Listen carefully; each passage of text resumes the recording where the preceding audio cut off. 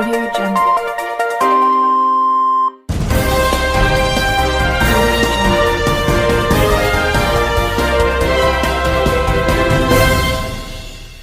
నమస్కారం RK communication city news కి స్వాగతం. ముందుగా ముఖ్యాంశాలు.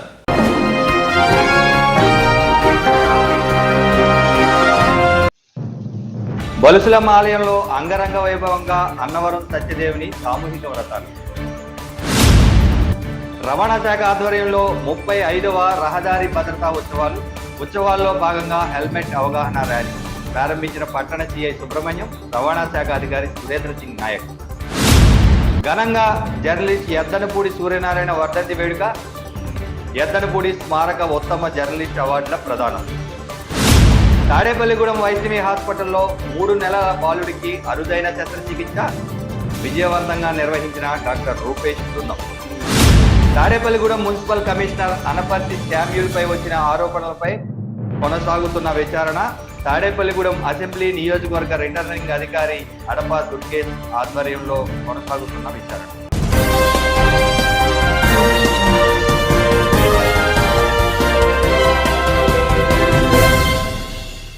మున్సిపల్ కమిషనర్ శామ్యూల్ పై తెలుగుదేశం పార్టీ ఇచ్చిన ఫిర్యాదుపై బుధవారం విచారణ జరిగింది.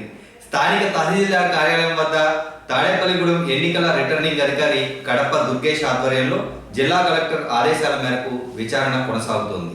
విచారణకు తెలుగుదేశం పార్టీ తాడేపల్లిగూడెం ఇన్ఛార్జ్ వలవలు బాబ్జీ, పట్టణాధ్యక్షుడు పట్నాల రాంపండు హాజరయ్యారు. తాడేపల్లిగూడెం నియోజకవర్గంలో ఉండి ఆయన గత 12-13 సంవత్సరాల నుంచి ఇక్కడ ఒక ఇల్లు మరి కొన్నాడో కట్టించుకున్నాడో తెలియదు, కానీ ఆయన పేరున ఆయన భార్య పేరున పన్ను రసీదులు ఉన్నాయి. అలాగే 2019లో ఇతను ఇక్కడ తాడేపల్లిగూడెంలో ఓటేసింది. అలాగే 2016లో ఆయన ఒక కారు కొన్నాడు. ఇక్కడ తాడేపల్లిగూడెంలోనే ఆయన డోర్ నెంబర్తో రిజిస్టర్ అయి ఉంది.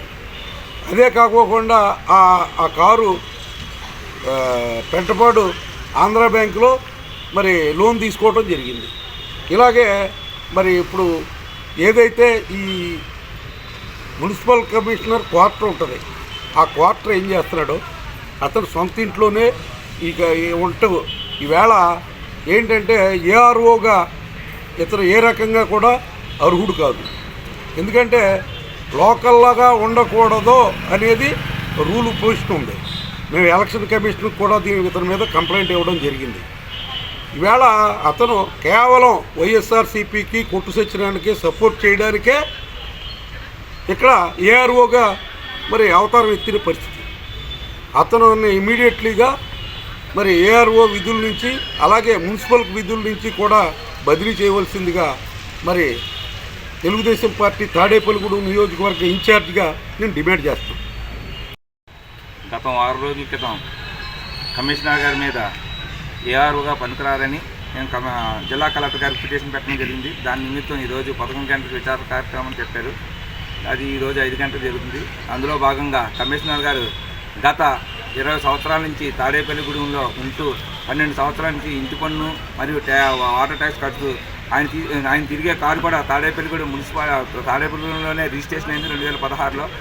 ఇలా లోకల్గా ఉన్న అధికారిని ఇక్కడ ఎలక్షన్ ఏఆర్ఓగా నియమించడానికి మా పార్టీ తరఫున ఆయన్ని మేము కోరుకున్నాం, తొలగించాలని కోరుకున్నాం. అంతేకాకుండా ఇలాంటి కమిషనర్ గారిని కానీ ఎలక్షన్ ఏఆర్ఓగా ఉంటే రేపు జరగబోయే ఎలక్షన్ ఒక పార్టీకి ఏకపక్షంగా వ్యవహరిస్తారని మా ఉద్దేశంతో మా తెలుగుదేశం పార్టీ తరఫున ఆయన్ని ఇక్కడ ఉండకూడదని ట్రాన్స్ఫర్ చేయాలని కోరుకుంటూ మేము మా తెలుగుదేశం పార్టీ తరఫున డిమాండ్ చేస్తున్నాం. దేవాదాయ ధర్మాదాయ శాఖ ఆధ్వర్యంలో ధర్మ ప్రచార పరిషత్ నిర్వహిస్తున్న ధర్మ ప్రచార మహోత్సవాల్లో భాగంగా బుధవారం అన్నవరం సత్యదేవుని కళ్యాణం ఘనంగా నిర్వహించారు. తాడేపల్లిగూడెం పరిసర ప్రాంతాల నుంచి సుమారు 2000 మంది దంపతులు సామూహిక వ్రతాల్లో పాల్గొన్నారు. రాష్ట్రంలోని 10 ప్రధాన దేవాలయాలకు సంబంధించిన విశేషమైన పూజలు, వ్రతాలను ఈ ధర్మ ప్రచార పరిషత్ మహోత్సవాల్లో భాగంగా నిర్వహిస్తున్నారు. భక్తులకు ఎటువంటి ఖర్చు లేకుండా పూర్తి ఉచితంగా పూజా సామాగ్రి, ప్రసాదాలు పంపిణీ చేశారు.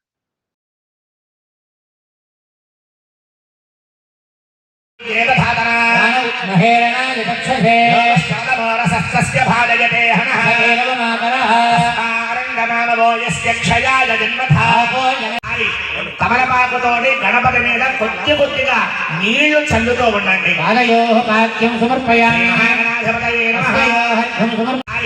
తమలపాకుతోటి గణపతి మీద కొద్దిగా నీళ్లు చల్లుతూ ఉండండి. ముట్టుకోకూడదు, అందులో గుర్తు పెట్టుకోండి.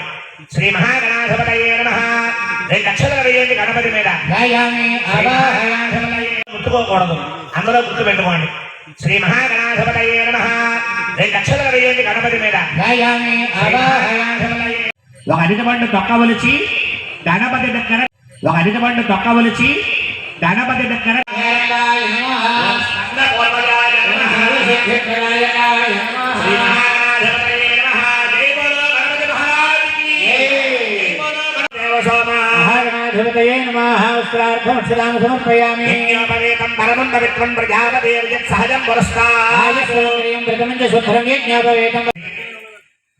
ఓం సమభస్తే గణందశ్చ కపిలో గజకర్ణకః విఘ్నరాజో గణాధిపః గణాధియక్షః ఫాలచంద్రో గజాననః. పూజ చెయ్యాలి.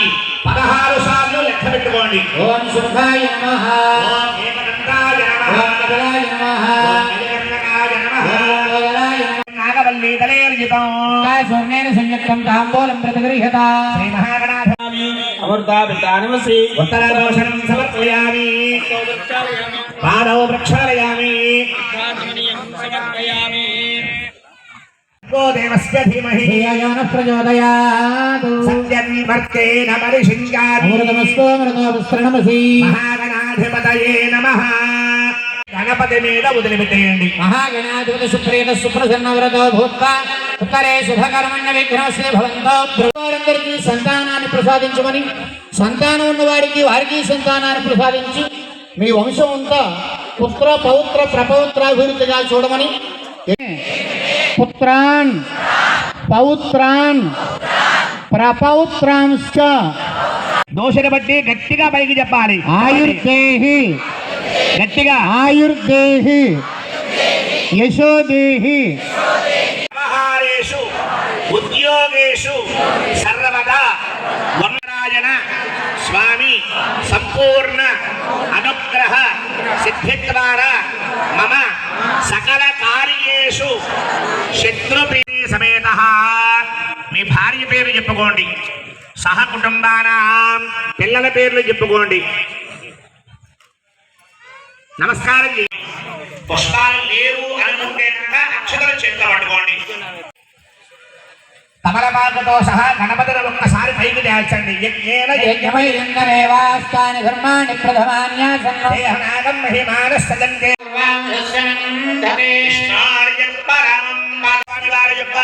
రాగి యంత్ర ప్రతిమ మీద నీళ్లు చల్లండి అందరూ కూడా.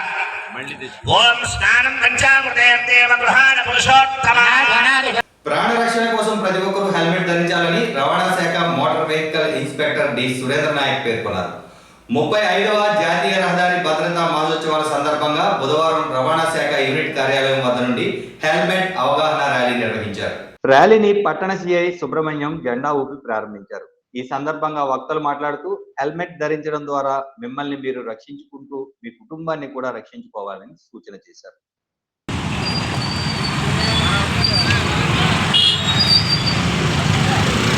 సైన్ తీసుకోండి.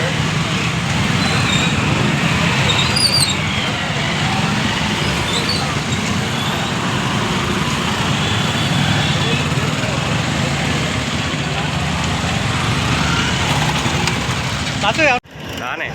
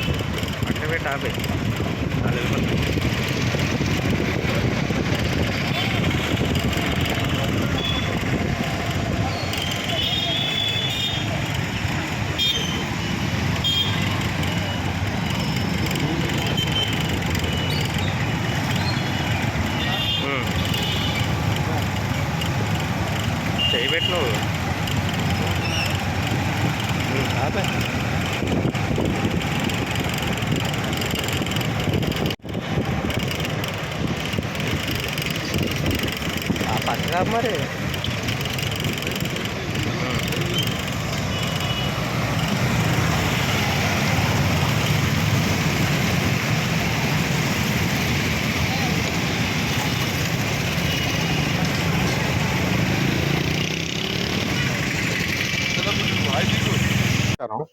ఈరోజు 35వ జాతీయ రహదారి భద్రతా వారోత్సవాల భాగంగా మనము తాడపల్లిగూడెంలో హెల్మెట్ ధరించి వాహనాలను నడిపే విధంగా అందరికీ తెలియజేసే విధంగా హెల్మెట్ ర్యాలీ నిర్వహించుకున్నాము.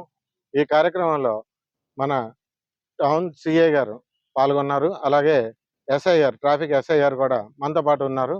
అలాగే మనం చూస్తున్నాము హెల్మెట్ ధారణ అనేది ఎంత ప్రాముఖ్యమైంది అనేది ప్రజల్లోకి ఒక అవగాహన కల్పించడానికి ఈరోజు ర్యాలీ నిర్వహిస్తున్నాం.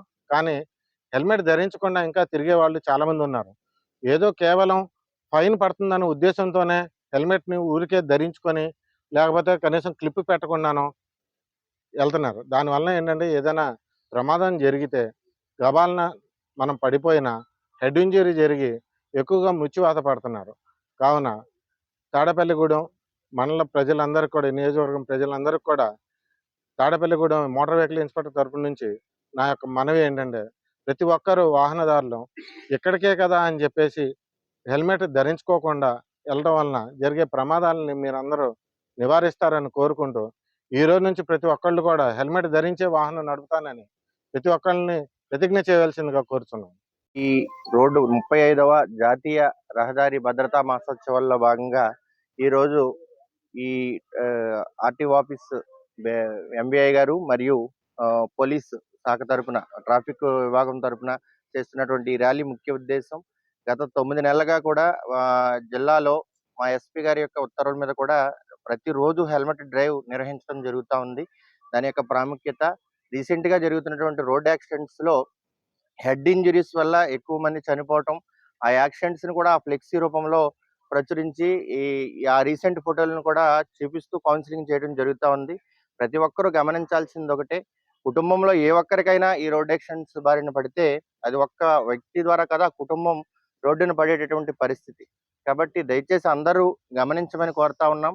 ప్రతి ఒక్కరూ 2 వీలర్స్ మీద హెల్మెట్ ధరించి తప్పకుండా డ్రైవ్ చేయవలసిందిగా కోరుతా ఉన్నాం.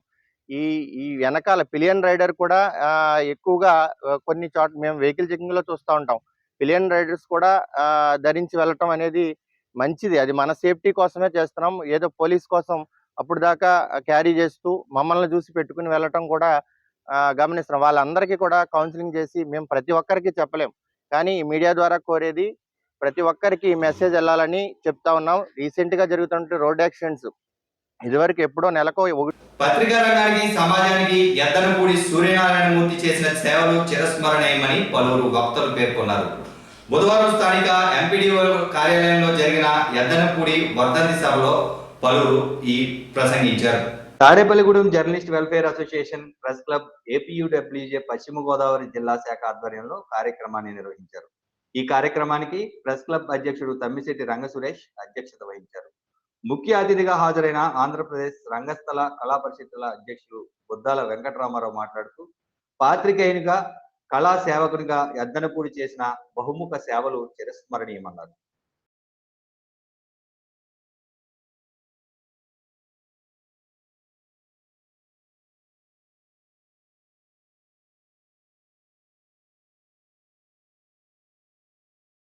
ఆంధ్రప్రదేశ్లో ఉన్న 180 ప్రెస్ క్లబ్బుల్లో ఒక దివంగతుడైన పాత్రికేయుడి పేరుతో అవార్డును స్థాపించి ప్రతి ఏటా క్రమం తప్పకుండా నిరంతరం జయంతి, వర్ధంతి రెండూ కూడా జరపడం అనేది ఒక్క తాడేపల్లిగూడెం ప్రెస్ క్లబ్లోనే జరుగుతుంది.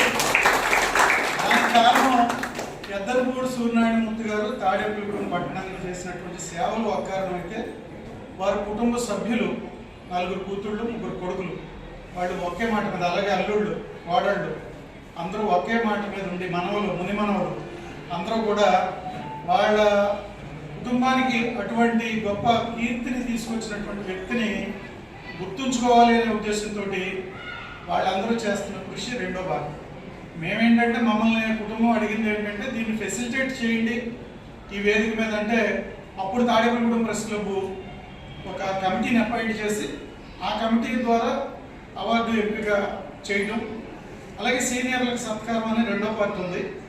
ఇందులో మూడో పార్ట్ కూడా ఉంది. ఏంటంటే వాళ్ళ పిల్లలు, ఆడపిల్లలు నలుగురు కూడా గవర్నమెంట్ గర్ల్స్ హై స్కూల్లో చదువుకున్నారు. ఈ ఊర్లో అది చాలా ఫేమస్ స్కూల్. అది గవర్నమెంట్ గర్ల్స్ హై స్కూల్లో ప్రతి ఏడాది 10th క్లాస్ టాపర్గా వచ్చిన అమ్మాయికి వారి అమ్మాయి ఈ అవార్డుకి అమౌంట్ ఎంతైతే ఇస్తున్నామో అంతే equal amount 10th class top ఇస్తున్నారు. అది గవర్నమెంట్ గర్ల్స్ హై స్కూల్ నుంచి మన గర్ల్స్ అందరూ రావడానికి కారణం అది. సో 3 కార్యక్రమాలు, ఒకటేమో అవార్డు, 2 సీనియర్లకు సత్కారం, 3 10th క్లాస్ టాపర్కి. తర్వాత అవార్డుకి మేము పెట్టుకున్నది ఏంటంటే లాస్ట్ ఇయర్ January 1 నుంచి December 31 వరకు జర్నలిస్ట్ ఏడాది పొరుగుతో వర్క్ చేస్తున్నాడా లేదా అనేది ఒకటి గమనిస్తాం. లెగ్ వర్క్ ఉందా లేదా చూస్తాం, వైవిధ్యం ఉందా లేదా చూస్తాం, మళ్ళీ రాసిన వార్తలకు ఫాలో అప్ ఉందా లేదా చూస్తాం, రెస్పాన్స్ ఏమొచ్చింది అనేది చూస్తాం, భాష ఉందా లేదా అనేది చూస్తాం. తర్వాత అతను చెప్పదలుచుకున్న దాన్ని ఎంత అందంగా చెప్తున్నాడు, ఎంత బాగా చెప్తున్నాడు. తర్వాత మానవీయ కథనాలు ఉన్నాయి. రోజువారీ రొటీన్ వార్తలకు మేము ఇంతవరకు ఇప్పుడు అవార్డు ఇవ్వలేదు. అన్ని స్పెషల్ స్టోరీస్, మానవీయ కథనాలు, విశ్లేషణలు, ఇటువంటి వాటికి మాత్రమే అవార్డు ఇస్తాం. ఎందుకంటే మాకు విధి విధానాలు రూపకల్పన చేసుకున్నప్పుడు వారి కుటుంబ సభ్యులు చెప్పింది ఏంటంటే, మా ఫాదరు 50 ఏళ్ల పాటు తాడేపల్లిగూడెంలో ఒక గ్రామీణ విలేకరుగా పనిచేశారు కాబట్టి మేము ఒక గ్రామీణ విలేకరిని గౌరవించాలని అనుకుంటున్నాం మా నాన్నగారి పేరుతో. అందుకని మీరు గ్రామీణ విలేకరుల వర్క్ని యాజమాన్యాలు ఎలాగే గుర్తించట్లేదు, మనం గుర్తించాలనేది దాని వెనకాల కాన్సెప్ట్. ఆ కారణం చేస్తే ఇది మనం రిపోర్ట్లకు ఇస్తున్నాం. ఇది ఇంతవరకు 12 అవార్డులు మనం ఇచ్చాం. 12 అవార్డులు కూడా చాలా ఉత్తమమైన స్థాయికి. ఇప్పుడు కూడా నేను ఈ అవార్డుకి వచ్చినటువంటి ఎంట్రీస్ అన్ని నా దగ్గర ఉన్నాయి. ఈ కమిటీ ఎవరెవరు ఉన్నారంటే, నేను కన్వీనర్గా ఉన్నాను. తర్వాత ఈనాడుకి 20 సంవత్సరాలు చేసి జర్నలిజంలో పాఠాలు బోధిస్తున్నారు గంగాధర్ రెడ్డి గారు, మీ అందరికీ తెలుసు, ఆయన ఒక సభ్యుడు. అలాగే గజపతి ప్రసాద్ గారు వార్తా బ్యూరో చీఫ్, ఆయన ఒక సభ్యులు. తర్వాత ఎద్దనపూడి వారి కుటుంబం నుంచి ఒకరు ఉన్నారు, వారి అబ్బాయి ఇప్పుడు విశాలాంధ్ర విలేకరైన. 5 తాడేపల్లిగూడెం ప్రెస్ క్లబ్ అధ్యక్షులు ఎవరైతే వారు ఈ కమిటీలో ఉండేటట్టుగా అనుకున్నాం.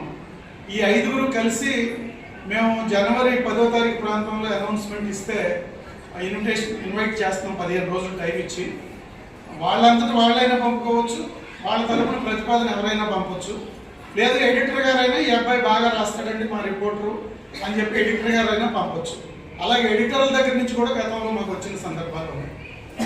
లేదు బయట వాళ్ళు లైబ్రేరియన్స్ మా ప్రకటన చూసి ఏమన్నా మా ఊర్లో పలానా రిపోర్టర్ బాగా రాస్తున్నాడండి అని మాకు గతంలో వీరవాసుల నుంచి, పాలకుల నుంచి లైబ్రేరియన్స్ కూడా ఉత్తరాలు రాసిన సందర్భాలు ఉన్నాయి. స్థానిక వైష్ణవి ఎమర్జెన్సీ హాస్పిటల్లో 3 నెలల బాలునికి అరుదైన శస్త్రచికిత్స నిర్వహించారు. వైద్యుడు డాక్టర్ రూపేష్ బృందం ఆధ్వర్యంలో ఈ అరుదైన శస్త్రచికిత్సను విజయవంతంగా నిర్వహించారు. తోనే మూత్రాశయంలో ఉన్న లోపం కారణంగా ప్రాణాపాయ స్థితికి చేరిన బాలునికి శస్త్రచికిత్సను విజయవంతంగా నిర్వహించి బాలుని ప్రాణాలను కాపాడారు. ఈ సందర్భంగా వైద్యులు మాట్లాడుతూ ఇది వేలాది మందిలో ఒకరికి వచ్చే అరుదైన వ్యాధిగా అభివర్ణించారు.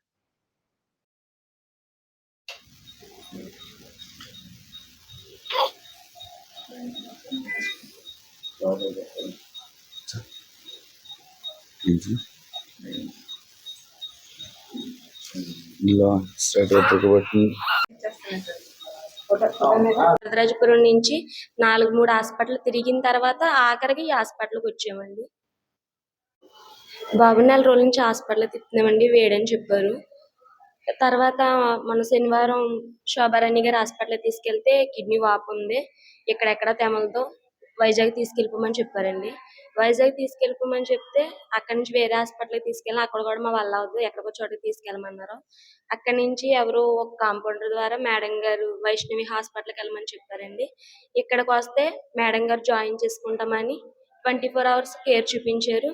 వెంటనే బాబుని జాయిన్ చేసుకుని ఆపరేషన్ పడుతుంది, ఆపరేషన్ చేస్తామని చెప్పారండి. బాబుని అయితే చాలా బాగా చూశారు. 24 hours నర్సులు, మేడం, సారు అంతపాటు వచ్చి చూస్తూనే ఉన్నారు. బాబునైతే ఎటువంటి ఇబ్బంది పెట్టలేదు, బాగా చూశారు. సిజేరియన్ కూడా సక్సెస్ఫుల్గా అయింది. మేడం గారు అయితే ధైర్యంగా ఉండండి, ఏం కాదని చెప్పారు. అసలు ఎటువంటి కంగారు పెట్టలేదు. బాబునైతే బాగా చూసి మాకైతే అప్పచెప్పారు. అండి ఫస్ట్ కిడ్నీలో వాపు ఉందన్నారు. కిడ్నీ డాక్టర్లు గట్టా వచ్చారు. ఆపరేషన్కి 3 days టైం పడుతుంది అన్నారు. అప్పుడు దాకా కూడా సరిపడ వైద్యం బాబుకి అందించారు. తర్వాత ఆపరేషన్ కష్టం అవుతుందని చెప్పారు. కష్టంగా చేసినా కూడా ఆపరేషన్ సక్సెస్ఫుల్ చేసి బాబునైతే క్యూర్ చేశారు. వైష్ణవి హాస్పిటల్లో surgeon, general and laparoscopic surgeon అండి. మా దగ్గరకు ఒక 3 months బాబు వచ్చాడండి. బాబు వచ్చిన కండిషన్ ఎలా ఉందంటే అండి, యూరిన్ సరిగ్గా రావట్లేదు, యూరిన్ పూర్తిగా రావట్లేదు అనే మెయిన్ ప్రాబ్లంతో వచ్చాడండి. తను కడుపులో ఉండగానే బ్లాడర్లో ఇలా ప్రాబ్లం ఉంది, సో పుట్టిన తర్వాత ఇమ్మీడియట్గా ఆపరేషన్ చేయించుకోవాలి అనే ఒక సలహాతో బేబీ డెలివరీ అయిందండి. డెలివరీ అయిన తర్వాత 3 నెలల తర్వాత వాళ్ళు అంటే స్టార్టింగ్లో కొద్దిగా యూరిన్ రావడం వల్ల వాళ్ళు నెగ్లెక్ట్ చేశారు. 3 months తర్వాత మన హాస్పిటల్కి తీసుకొచ్చారండి. తీసుకొచ్చిన తర్వాత అంతా ఎవాల్యుయేట్ చేసి చూసిన తర్వాత మూత్రాశయానికి సంబంధించి ఎక్కడి నుంచి అయితే ఒంటికి వస్తుందో అక్కడ ఒక చిన్న ఒక అడ్డమైన గోడలాగా అక్కడ ఉందండి. సో దాన్ని మెయిన్ రీజన్ ఆ ప్రాబ్లం వల్ల యూరిన్ ప్రాపర్గా రాకుండా పోవడం, అట్లా యూరిన్ అట్లా రాకుండా పోవడం వల్ల బ్యాక్ ప్రెషర్ డెవలప్ అయ్యి 2 kidneys వాచ్ అయ్యాయండి. ఇక్కడికి వచ్చిన తర్వాత మేము 3 రోజులు ట్రీట్మెంట్ ఇచ్చామండి. ట్రీట్మెంట్ ఇచ్చి కొంచెం ఆ కిడ్నీస్లో వాపు అంతా తగ్గిన తర్వాత ఇక్కడ నుంచి యూరాలజిస్ట్ని పిలిపించి, పేరు చెప్పిన డాక్టర్ ప్రీతం యూరాలజిస్ట్ని పిలిపించి జస్ట్ ఏదైతే ఆ అడ్డుగోడ చెప్పానో పైన నుంచి ఒంటికి కిందకి రావడానికి అంటే కిడ్నీస్ నుంచి మూత్రాశయానికి ఏదైతే కనెక్షన్ ఉంటుందో దాని నుంచి యూరిన్ ఫ్రీగా బయటకు రావడానికి కనెక్షన్ ఉంటుందో ఆ కనెక్షన్ అక్కడున్న గోడను కాస్త ఛేదించడానికి లేజర్తో అది లాప్రోస్కోపీతో, లేజర్ అంటే జనాలకి అర్థం అవుతుందో లేదు, లాప్రోస్కోపీతో ఆ గోడను తొలగించడం జరిగింది. ఇప్పుడు బేబీ పరిస్థితి ఎలా ఉందంటే చాలా బాగుంది, యూరిన్ ఫ్రీగా ఫ్లో అవుతుంది, ఇప్పుడు ఎలాంటి ప్రాబ్లం లేదు. ఇలాంటి కేసెస్ రావడం చాలా రేర్ అండి. దాదాపు 100లో 1-2 కేసెస్ రావచ్చు. సో అది మన వైష్ణవి హాస్పిటల్ రావడం, బేబీ బాగా అవడం అనేది ఒక గుడ్ న్యూస్ అండి. భారతీయ జనతా పార్టీ ఆధ్వర్యంలో వికసిత్ భారత సంకల్ప యాత్ర స్థానిక 10, 11, 12 వార్డులకు సంబంధించి లబ్ధిదారులతో జరిగింది. కార్యక్రమానికి ముఖ్య అతిథిగా బీజేపీ పట్టణాధ్యక్షుడు ముప్పిడి సురేష్ రెడ్డి హాజరయ్యారు. ఈ సందర్భంగా వక్తలు మాట్లాడుతూ 2014వ సంవత్సరం నుండి మోడీ ప్రభుత్వం అనేక పథకాలు అమలు చేస్తుందని ప్రజలందరూ సద్వినియోగం చేసుకోవాలని కోరారు. కార్యక్రమంలో కర్రి ప్రభాకర్ బాలాజీ, రామగాని సత్యనారాయణ, బిఎల్ నారాయణ, ఎస్వి రంగారావు, పాండురంగారావు, నరసింహమూర్తి తదితరులు పాల్గొన్నారు. అభివృద్ధి చెందిన భారతదేశం అని మేము ప్రతిజ్ఞ చేస్తున్నాం. 2047 నాటికి భారతదేశాన్ని స్వావలంబన మరియు అభివృద్ధి చెందిన దేశంగా మేము కళ సాకారం చేస్తాం. అణచివేతదారుల మనస్తత్వాన్ని రూపుమాపుతాం. దేశ సుసమమైన అభివృద్ధి మరియు దేశాన్ని రక్షించే వారిని పౌరుడిగా కర్తవ్యాన్ని నిర్వర్తిస్తాం. జై హింద్. నాయకులందరూ మనకి బంతిమాసకి పుష్పాంజలి చేస్తున్నారు. ఇదైన వెంటనే ముందే మాత్రం తర్వాత ప్రతిజ్ఞ ఉంటుంది. అలాగే దయచేసి ఉంచుతాము ఒక 5 నిమిషాలు తర్వాత కూర్చోండి. ముందే మాత్రం పాడేవారు ముందుకు వాళ్ళకి అంటే ఏదైతే ఇవాళ కేంద్ర ప్రభుత్వం ఇస్తున్నటువంటి ఏదైతే పథకాలు ఉన్నాయో వాటి యొక్క వివరాలన్నీ కూడా మీకు చెప్పారు. ఈ వివరాలు ఎవరిస్తున్నారు? ఇక్కడ ఉన్న రాష్ట్ర ప్రభుత్వం ఇస్తుందా? భారతదేశానికి సంబంధించినటువంటి కేంద్ర ప్రభుత్వం, సెంట్రల్ గవర్నమెంట్ ఇస్తుందా అనేటువంటి వివరణ గురించి ఈ వికసిత్ భారత్ సంకల్ప యాత్ర అనేటువంటిది చెప్పి మీకు అవగాహన అయ్యేటట్టుగా ఈ కార్యక్రమాల్ని రూపొందించడం జరిగింది. నేను ఒక ప్రశ్న అడుగుతాను, మీరు చెప్పండి. 2014కు ముందు 14కు ముందు ఇప్పుడు మీ బ్యాంక్ అకౌంట్లో మీరు ఎంతమందికి ఉన్నా ఒకసారి చేతులు ఎత్తండి. ఒకసారి అలాగే చెప్తా. ఇప్పుడు ఉన్నటువంటి మీకు బ్యాంక్ అకౌంట్లో ఉన్నారు చేతులు ఎత్తండి ఒకసారి. మీకు లేవా? అంటే మీరు ఎప్పుడు తీసుకున్నారు బ్యాంక్ అకౌంట్? బ్యాంక్ అకౌంట్ మీరు ఎప్పుడు ఓపెన్ చేసుకున్నారు? అంటే 2014 తర్వాత ఉన్నాయా, 2014 ముందు ఉన్నాయా మీకు? అందరూ అంతేనా? ఏమా చెప్పండి. 2014 తర్వాతే మీ యొక్క బ్యాంకు ఖాతాలు అనేటువంటి తెరచుకున్నారు మీరు, అంతే కదా? దాని పేరే జన్ ధన్ యోజన, జీరో అకౌంట్లు. అంటే ప్రతి ఒక్కరికి కూడా ముందు ఇక్కడ బ్యాంక్ అకౌంట్ అనేది సులభతరం చేసింది మోడీ గారు. ఫస్ట్ 2014 మొట్టమొదటిసారిగా ఆయన ప్రధానమంత్రిగా ప్రమాణ స్వీకారం చేసి కేంద్ర ప్రభుత్వం నడుపుతున్నటువంటి సందర్భంలో మీకు ఈ జన్ధన్ యోజన అనేటువంటిది వచ్చింది. అప్పటి వరకు బ్యాంక్ అకౌంట్ ఓపెన్ చేయాలంటే మీకు తెలుసున్నటువంటి వాళ్ళు ఇద్దరు వచ్చి అక్కడ బ్యాంకులో సంతకాలు పెట్టాలి. దీని గురించి ఏంటంటే మీకు ఎవరు అందరికీ మరి పరిచయం, బ్యాంకులో అకౌంట్లు ఉన్నవాళ్ళు తెలియచ్చు, తెలియకపోవచ్చు, చాలామందికి తెలియదు, ఇద్దరు కావాల్సి వచ్చేది. అటువంటిది మీ ప్రతి ఒక్కరికి కూడా మీకు ఏ పథకమైనా కేంద్ర ప్రభుత్వానికి సంబంధించింది అవచ్చు, అది రాష్ట్ర ప్రభుత్వానికి సంబంధించవచ్చు, మీకు బ్యాంకు ఖాతాల్లో జమ పెడుతున్నాయి. సులభతరం చేసింది మొట్టమొదటిసారిగా నరేంద్ర మోడీ గారు ప్రధానమంత్రిగా వచ్చిన తర్వాత మీకు జన్ ధన్ యోజన ఖాతాలు తెరవబడ్డాయి మీ అందరి చేత. రోగులకు ప్రభుత్వాసుపత్రిలో అందుబాటులో లేని మందులను రోగి ఇంటికి నేరుగా పార్సిల్ ద్వారా పంపించడం జరుగుతుందని వెంకటరామన్నగూడెం వైద్యాధికారిని జి రూపాదేవి పేర్కొన్నారు. తాడేపల్లిగూడెం మండలం వెంకటరామన్నగూడెం పిహెచ్సిలో ఆమె విలేకరులతో మాట్లాడారు. రాష్ట్ర ప్రభుత్వం ఎంతో ప్రతిష్టాత్మకంగా ఈ కార్యక్రమాన్ని చేపట్టిందని రూపాదేవి తెలిపారు.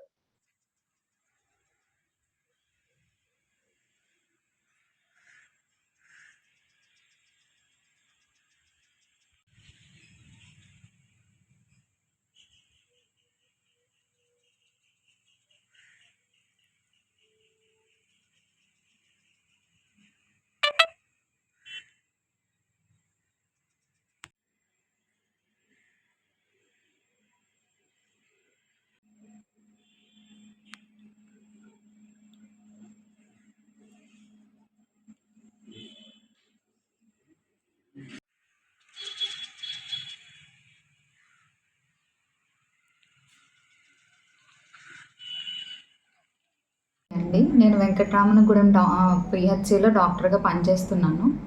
ఇక్కడ మనకి 2 డాక్టర్లు ఉంటారు, రోజు అవైలబుల్గా ఉంటారు. ఇక్కడ నార్మల్ డెలివరీ అవి చేస్తూ ఉంటాము, హై రిస్క్ కానివి ఏమన్నా ఉంటే కనుక. అలానే కాకుండా 104లో మనకి ఫ్యామిలీ ఫిజిషియన్ ప్రోగ్రామ్ అనేది స్టార్ట్ చేశారు. మన పిహెచ్సి కింద 16 గ్రామాలు ఉంటాయి. ప్రతి గ్రామానికి నెలలో డాక్టరు 104తో సహా 2 సార్లు విజిట్కి వెళ్ళడం అనేది జరుగుతుంది. అక్కడ మెడిసిన్స్ అవన్నీ కూడా ట్రీట్మెంట్ ఇస్తాము. ఎవరికన్నా క్రోనిక్ డిజార్డర్స్ ఉండి మన పిహెచ్సి లెవెల్లో కనుక మెడిసిన్స్ లేనట్టయితే కనుక వాళ్ళకి సెంట్రల్ డ్రగ్ స్టోర్ నుంచి పేషెంట్ వాళ్ళ ఇంటి అడ్రస్కి కొరియర్ చేయడం అనేది కూడా కొత్తగా ప్రభుత్వం ఇంట్రడ్యూస్ చేశారు. మనకి హాస్పిటల్లో నార్మల్ డెలివరీలు జరుగుతాయి.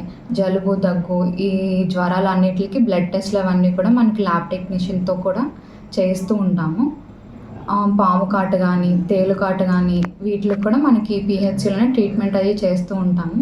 ఇంకేదైనా అవసరం ఉంటే కనుక దగ్గరలో ఉన్న ఏరియా హాస్పిటల్కి వాటికి రిఫరల్ చేస్తూ ఉంటాము. మనకి ప్రతి సబ్ సెంటర్లో ఒక గ్రామానికి ఏఎన్ఎం ఉంటారు, ఆశా వర్కర్ ఉంటారు, అలాగే నర్సింగ్ చదివిన mid level health provider MLHPs అంటాం, వాళ్ళు కూడా ఉంటారనమాట. మనకి ఆశాస్ వచ్చేసి పాపులేషన్ని బేస్ చేసుకొని ఒక్కొక్క గ్రామానికి 2 ఉండొచ్చు లేదా 3 ఉండొచ్చు. రాష్ట్రంలోని అన్ని నియోజకవర్గాల్లో తమ పార్టీ పోటీ చేస్తుందని బహుజన సమాజ్ పార్టీ రాష్ట్ర అధ్యక్షుడు బి పరంజ్యోతి పేర్కొన్నారు. తాడేపల్లిగూడెం నియోజకవర్గం అసెంబ్లీ అభ్యర్థిగా కొత్తపల్లి వెంకటేశ్వరరావు పేరును ఆయన ప్రకటించారు. ఏలియా, షర్మిల, వెంకటేశ్వరరావు తదితరులు పాల్గొన్నారు.